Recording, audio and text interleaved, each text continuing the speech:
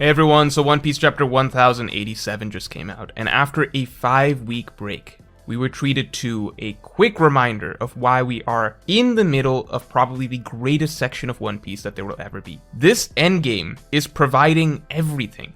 I cannot imagine a single chapter. There's nowhere that we could jump to in the world right now. Nowhere that we could jump to in the world right now that would be boring. We go back to Marijua, that's cool. We go to see what the revolutionary armies are doing, that's great. We go back to Egghead, we're set up for Saturn and Kizaru and a giant fleet of ships bearing down on the Straw Hats, who are still in the middle of a battle against the Seraphim. We switch over to Hachinosu, we're getting this. Shanks' crew cross-skilled, Blackbeard and Law's situation, which is basically dissipating, but we could still cut back to Blackbeard. Every single major storyline right now is interesting. We could even cut over to just Vivi and Wapol, and I would love to find out what's going on over there. After 5 weeks, we jump right back into it, and Oda does not disappoint because I think it is impossible. I literally think it is impossible to disappoint right now. What kind of a chapter could he have given us that would not be an exciting turn of events? Everywhere you go, there was something going on. So I don't know. I think after being deprived of One Piece for technically such a long time, but it honestly didn't feel that long to me personally. Maybe it felt like an eternity to you guys, but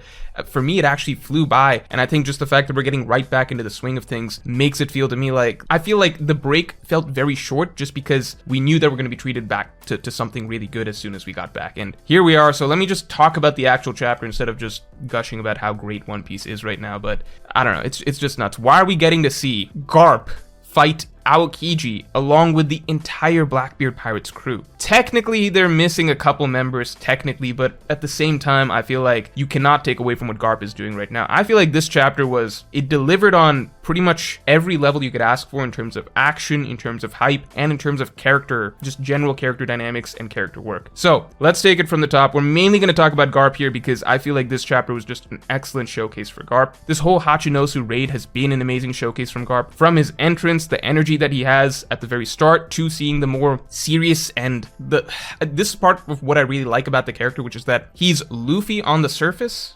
Same way that we met Garp way back at Water 7, you know, this bold, brash character that doesn't seem to have a lot going on in his head, just does whatever he feels like, forget the rules, he'll do whatever he wants, right? But at the same time, this is a much more older and wizened version of Luffy, I suppose you could say. So when it comes down to it, there is much more depth of emotion that comes out of Garp, or at least nuance in terms of emotion and in terms of introspection, reflection that we get to see. So I felt like that was the side of Garp that we got to see in Marineford, and we're getting to see that side of him again, and I like in this chapter because of the characters that we're working with, right? Garp is facing potentially his own impending doom because the situation is much scarier than he expected because Aokiji is there and he's not certain if he's going to be able to have his, you know, star protege, Koby, and all of these people escape. But more importantly, him having to confront Aokiji right here and basically go through that gamut of emotions and flashbacks and everything like that. It all feels very reminiscent of Garp at Marineford, where we suddenly this mask or this image of this,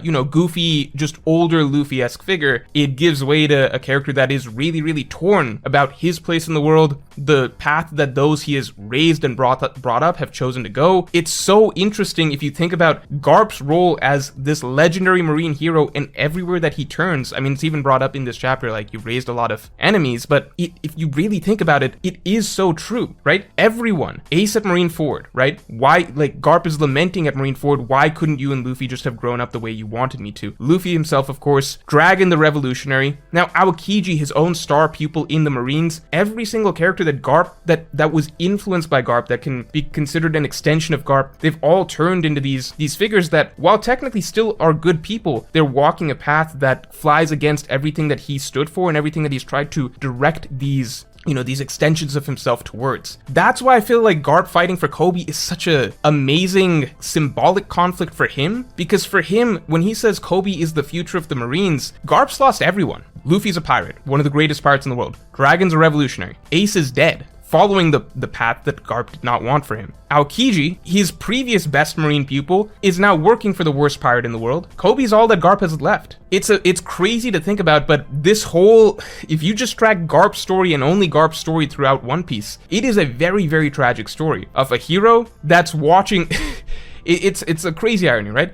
A hero that ironically is the hero for the wrong side, that's watching everybody that he has raised, who are ultimately good people, stand in opposition to everything that he has stood for. But ironically, in actuality, these guys are all taking the much more noble side in a sense, right? Luffy in his path, Dragon in his path, etc. They're the true heroes. We as the reader understand that these are the true heroes of the story and they're taking the right path. From Garp's perspective, he is propped up as this hero and he believes that he should be on this side. He knows that the characters that he has raised are good people, but he can't fully understand why they stand on the side that they do. So there's this beautiful dramatic irony with everything to do with Garp, and Garp views Koby as the one last chance, most likely, to be able to fulfill that same role that Garp himself had of being a hero the right way in his eyes. Which, of course, as we know, is not the correct path, right? Being a Marine is not what the world needs right now. Although I think Koby, the brilliance of Koby, I believe, and I'm going to talk about this in a future video, is going to be a sort of marriage between the aspects of what Garp wants, which is like a true hero for the Marines, and aspects of what we, the reader, know is correct, which is that the Marines are very flawed and they need to be changed, and they can take a lot of influence from characters like Luffy, like Dragon, who are on the other side. So I think this chapter just, I don't know, it blew the door open in a lot of ways in terms of the idea behind Garp as a character and so much of the moral complexity of One Piece. I think this whole conflict is one of the best things, the most nuanced things that Oda has ever done. Aokiji, this chapter, phenomenal. I think that, you know, if you're expecting better for him in terms of what he can do as a combatant, I mean, at the end of the day, all we could ever do was guess at who's stronger between Garp and Aokiji. It was always going to be something close, and now Oda's showing that, at the very least right now, they seem even. No matter how you spin it, Garp has the rougher end of things in that he has to hold off the entire Blackbeard pirates while fighting, you know, a Fleet Admiral candidate in Aokiji, while sustaining a sneak attack wound after trying to save it. Like, Garp's also having to try and protect his subordinates, so everything is stacked against Garp, which is why the fact that he's still going toe-to-toe with Aokiji, to me, makes him look more impressive than even Aokiji here. But let's not do Aokiji dirty just yet. Aokiji still probably has not shown everything he can do. With the hints about Logia Awakenings being dropped earlier this same arc, I do hope that we get to see something like that from Aokiji, but that's what I hoped from Kaido too, and that didn't happen. So, you know, let's see if Aokiji can show us something that's not just putting ice around his fist and trying to go blow for blow with Garp, because I just don't feel like that's going to end well. Maybe Aokiji surprises me, but I think Logia Awakenings would be really, really nice to see from him right now. Okay, the Blackbeard Pirates, I think that if their role is to be the Straw Hats' next major opponents, I think then this is fine, right? This is what we're seeing from them is par for the course, right? I think that they'll probably be a very tricky matchup for the Straw Hat Pirates, and I think that's what the Straw Hats probably need as their penultimate challenge in the story. But I cannot imagine these Blackbeard Pirates as the final endgame villains, because to me, their whole shtick seems to be just, and I elaborate on this most likely in next week's video, but I feel like they revolve largely around dirty tactics, just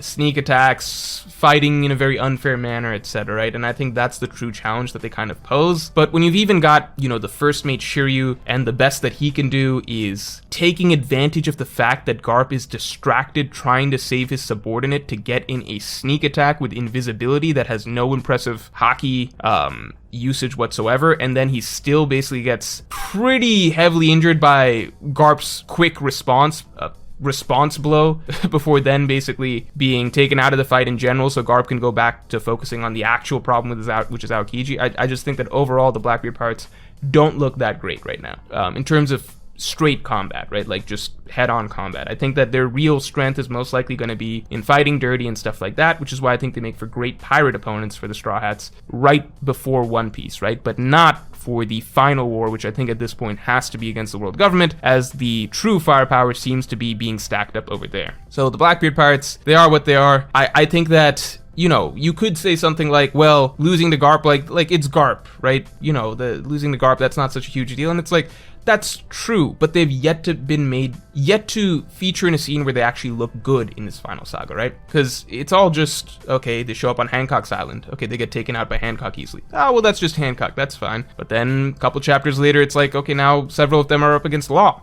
Okay, cool. But Blackbeard's the one doing most of the work against Law, and it seemed like Burgess, Van Augur, and Doc Q weren't that much of a factor in the fight, and Blackbeard had to do pretty much all the heavy lifting, when Law is basically trying to fight the entire crew solo. So that's not a great look either. And then you have Aokiji low-diffing several of the Blackbeard Pirates casually on his way to the bar without a scratch on him. And now Garp's taking on more than half the crew, right? Or at least about half the crew and several of their strongest heavy hitters while fighting Aokiji at the same time, and he's clearly treating Aokiji by himself as the greater threat than all the rest of the Blackbeard pirates coming at him. So I don't know, Blackbeard pirates, they're not looking endgame material to me. They're looking like, okay, they're going to be the next guys that the Straw Hats take down, and I think that is perfectly fine. I think that's perfectly fine for where they're at in the story. Lastly, I'll just say with Koby, I don't know why people had said, a lot of people I'm seeing are disappointed with Koby. I don't know. I think I could understand people being disappointed that Koby seems like he's a liability right now and he's not really making efforts to do anything productive. I could understand that. I would say wait till next chapter. Maybe he shines in some way. However, I don't get why people think that Koby should be stronger than he is right now. Like Koby should be like beating up some of the Blackbeard pirates, because Koby's not even a vice admiral. I don't know what to say. Koby's not a vice admiral. Vice admirals are once you get Haki, armament Haki and such, that's when you get promoted to vice admiral. Koby's not even there yet. We have to keep track of where Koby was 2 years ago. Koby was a deck swab on Alvida's ship in East Blue, okay? If Koby were to, if you want him to be taking on a Yonko's commanders right now, think about how insane that would be.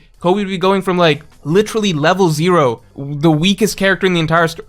Like, think about how Koby day 1, how much stronger Luffy was than Koby day 1. Luffy was, what, 1,000 times stronger than Koby day 1? And then over the course of the rest of pre-time skip, Luffy became, like, 10 times stronger than that? You know, if Koby even caught up to pre-time skip Luffy in just 2 years of training, from going from 0 combat, just like a skinny, nerdy, glasses little kid, if he caught up all the way to pre-time skip Luffy, who was one of the absolute strongest characters, one of the absolute strongest pirates, period, in all of Paradise, in the entire first half of the Grand Line, if Koby went from 0 to that in 2 years, that alone is insane. Why are people wanting Koby to be already at, like, post-time skip Luffy level? Like, why people expect Koby to have jumped from 0 all the way to Yonko commander level in 2 years? That's, like, 50 times faster growth than Luffy. That makes no sense. I just don't understand that. I feel like Oda made it very clear for us. Koby, if Oda wanted us to think that Koby's gonna be a factor as a combatant at this point, he would have just made Koby a vice admiral, because those are the ones that have Haki. Koby's not a vice admiral. He's below that. He's a rear admiral, I believe, or a marine captain, I forget. But either way, I doubt if he made it to Marine Ford Luffy's level or something like that, that is incredibly impressive. It would be insane to expect more than that. That's all I gotta say. So, I don't know. I don't know why people's expectations for Koby were so high. I know that Koby's supposed to become an admiral at some point, but I always interpreted that as epilogue of the story. I think it makes no sense for Koby to be an admiral by this point in the story, because if you're an admiral, that means that you're basically trading blows with Garp, and that would make no sense, right? So, that's my final thoughts on that, and now for a quick Voice of the People, which is obviously a segment where I look at a comment from one of my highest level tier patrons. So this is from Justin Holland. This is also a comment that he brought up on stream, which I thought was a really good comment, which was, maybe Garp is a person who recognizes himself as someone who can't change the world government and the world for the better on his own for some reason, and is instead trying to train someone who can, no matter how naive.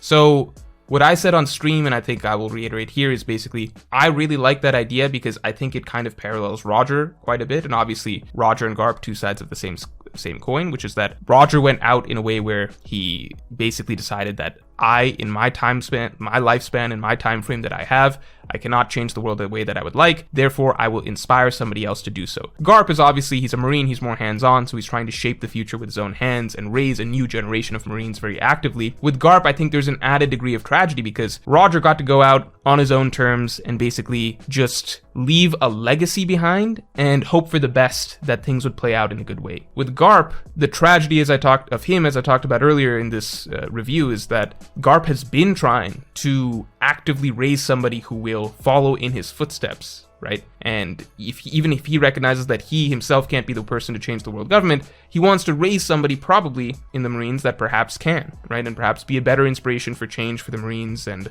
reform or whatever in the future. Maybe we don't know Garp's connection to Sword exactly, but I feel like a lot of this could be tied together. However, with Garp, it keeps going south in front of his eyes over and over again, right? Doesn't matter who it is, his son, his grandson, his adopted grandson, his star pupil Aokiji. It doesn't matter who he tries to raise up to, I suppose, be a proper Marine and hopefully change the Marines. All of it burns up in his face each time. So now in his final stand, it seems like Koby is his last hope, and maybe Garp's pinning it all on Kobe to be that guy. So I really, really love the conflict that Oda set up. I cannot wait for next chapter, and if you enjoyed this video, then definitely like, comment, and subscribe. I will talk to you all next week.